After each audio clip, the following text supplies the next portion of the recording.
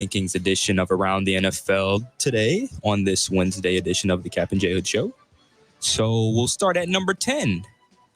The Chicago Bears enter as they were unranked. Hello there, as the offensive efficiency metrics are still a mess unless you kind of squint your eyes and look at the last 2 weeks. Caleb Williams is definitely starting to spin the ball. And this defense is obviously top 5. And this entire NFC North is just in just overall in the top 10. So can we agree the Bears are a top 10 football team? There's a lot of teams. Better take care of business Sunday. That's a team you should beat. You should absolutely be able to put Trevor Lawrence on his back 4 times. That's a game you've got to win. Again, I don't go with I told you when I thought it was a must win. This one, you have got to get it done. Find a way, get on the plane home 4-2 and enjoy your bye week. But yeah, if you're 4-2, I would absolutely concur a top 10 team. Number 9, Sean. All right, sliding out of the top 5 from last week, the Buffalo Bills down 4 spots. They're kind of in a danger zone here. The talent is there. The team is good, but the late game play calling, you got to murder the Jets to kind of get this right here. Okay. Number 9, the Bills. It's going to tell a great story with the Bills as they take on the Jets this week. You would think that'd be a motivated Jets crew. I would think. They're what, 2-3? Yeah. This is their. You win this game and get to 3-3, and the offense shows some life. You would say, oh, okay. Now let's see if they got something to build. You go to 2-4. You've gotten the juice from the coaching change, and it didn't help you. That's a problem. Number 8, Sean. All right, our second new team of the week, the Atlanta Falcons. They finally looked like they were supposed to. Kirk Cousins and co. threw the ball all around the yard to the tune of 500 yards at the head of or against a division opponent, I should say. Welcome to the party, Atlanta. Yeah, so Atlanta now will take on the Panthers. That's going to be in Carolina, Cap. And the Atlanta Falcons are a 6-point favorite. So Atlanta, I've always thought that there would be a playoff team because of Kirk Cousins. He's got a lot of weapons around him. Now, again, once they get to the playoffs, I can't help you on what they're going to do. But it's a team that's got plenty of offense, and we saw it on display last time out. Over 500 yards passing? 509. Crazy. So Falcons 8, number 7. A riser this week, the Green Bay Packers up 3 spots. Just this NFC North, Green Bay makes up one of 3 teams in the top 7. This division is just simply elite, hoodie. Green Bay Packers at number 7. Yeah, I don't know if I would. Again.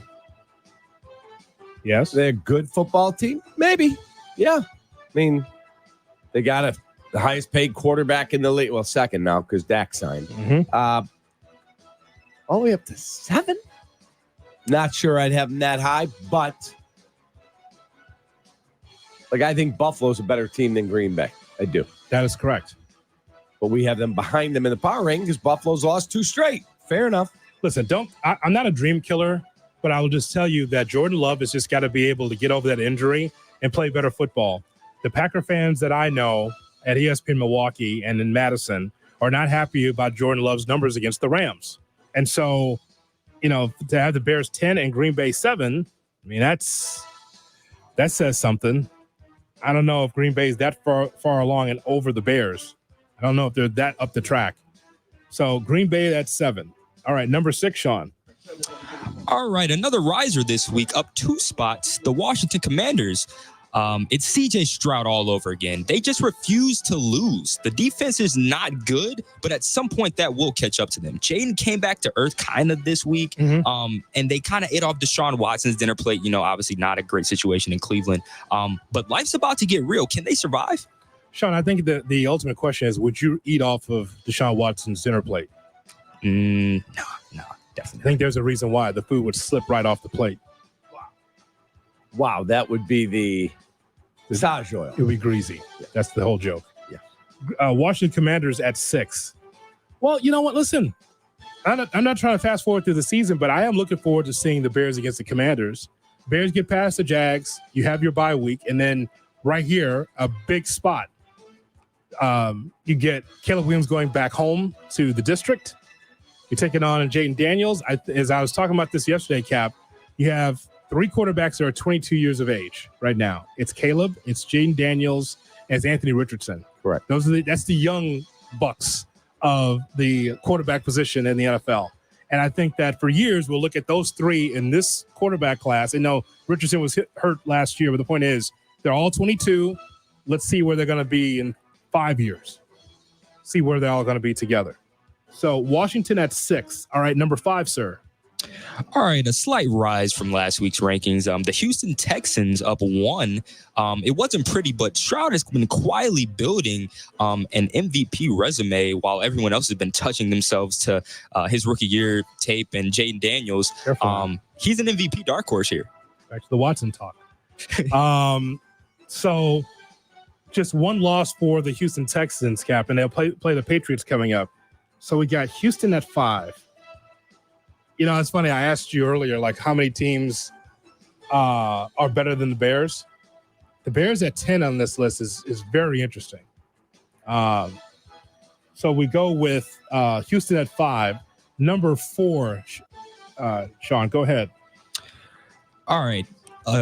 Same mainstay here at number 4, the Baltimore Ravens. Your mission, survive. Baltimore got through the Joe Burrow onslaught and survived the late game buffoonery. And they won. Baltimore Ravens, best team in the NFL, some say. Well, according to Shea, last year they were the best team or one of the best teams ever. And they didn't even get to the title game, the AFC title. And speaking of the Commanders, it's going to be Commanders-Ravens. That's the next game. That, again, tells a great story. Yes. I will be surprised if Washington wins. I will be. Making an early call for your picks. Yes. Like the Ravens. I do. Okay. Ravens have been really solid offensively, though, as of late. Beat the Bills 35-10, beat the Bengals 41-38 in a classic game there between the two. But the Ravens survived, as you just mentioned, Sean. Survive in advance. All right, number 3. All right, another mainstay this week, the Minnesota Vikings. Look, 5-0 is 5-0. You know, they are so good that they're getting opposing coaches fired. Is Kevin O'Connell actually God? Is Sam Darnold his resurrected son? Who knows? I don't think that Cap is a believer based on our conversation last hour. You like the start, obviously, because 5-0 is 5-0, but you're not sure if they're paper tigers or not. You feel like they could come back to earth based on the last game that they played. I do. I think they're a good football team. One of the best? No, I do not. I do think there'll be some regression coming. That's my opinion. So the Lions are the next game, and that is on October. That can't be right. October 20th? That can't be right. I know that's the next game for them is the Lions, followed by at the Rams, against the Colts, at the Jags. There's some winning in there too, though, Cap, with those teams. So, look, the Vikings have a good team. I love their defensive coordinator. Very aggressive. Are they this? What if they are? Oh, God. Yeah. I mean, are they built long-term to be this? I'm not sure they are. I'm not. We'll see. Number 2. All right. Will there be a mover from the top 2? Last week we had Kansas City and Detroit top 2, and there will not be a mover. And Detroit stays at the top 2. In my world, in this league, you cannot lose to the bye week. Detroit stays right here. Detroit at number 2. Yeah, Detroit's great. And if you told me you had them at 1, I would not complain. I think they're a great football team. I do. I love their coach. I love the depth on their offensive line. I think they're a hell of a football team. And number 1, as we all will know, the Raiders. So that's always good to know. Raiders at 1 in this top 10 right here on Kap and J Hood. Well, that's how it is, Tom. That would be the chief. No, what do you mean? You never said it, so I just opened the slot, Tommy. That's how you do it, right? You open the slot. Did Sean say everyone is touching themselves to CJ Stroud? He did say that. They are. I mean, don't blame me. I think we should blame you. I mean, you're the one who brought Sean, it up. I usually save that for a good afternoon of watching the 49ers on the All-22. But you know what? You could talk me into that for sure. He's playing lights out. Very interesting. Very interesting. I mean, he talks about Deshaun Watson and then talks about touching. Yeah, very odd. What's going on with you, Sean? Those late night White Sox games, man. You start coming up with stuff. And they just completely messed with his mind. That. I needed that. That was good. What is that, Tommy? That was good. What is that? That was pure entertainment. He just very slyly put that in there. What is he, me? For God's sake. He said it like no one was going to catch it, too. He's like, well, everyone is touching themselves He to just CJ slid it in Stroud there video. like it was just I read normal. that, man. Just like, my God. I can understand if I do it. I that don't was know. Listen, for the young fella, that was a professional move right there. That's exactly right. Well done, That young was man. good. I mean, it's not. I mean, I have no governor, as you well know, Yes. Tommy. But my God, this guy.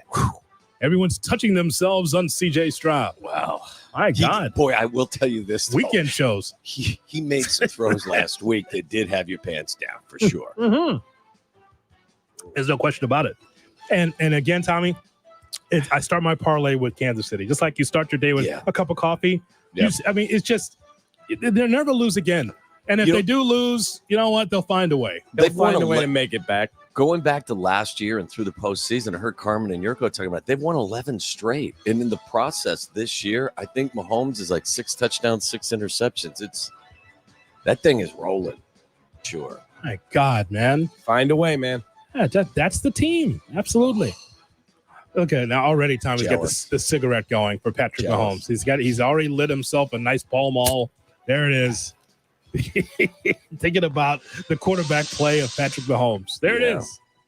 Well, that's what it inspires. If you go back to the Kansas City Chiefs quarterback play of Len Dawson, he had a heater at halftime. And that's what they inspired. Right on the sideline. It's one of my favorite pictures. This one, Cap, was in the locker room. I think it was at halftime.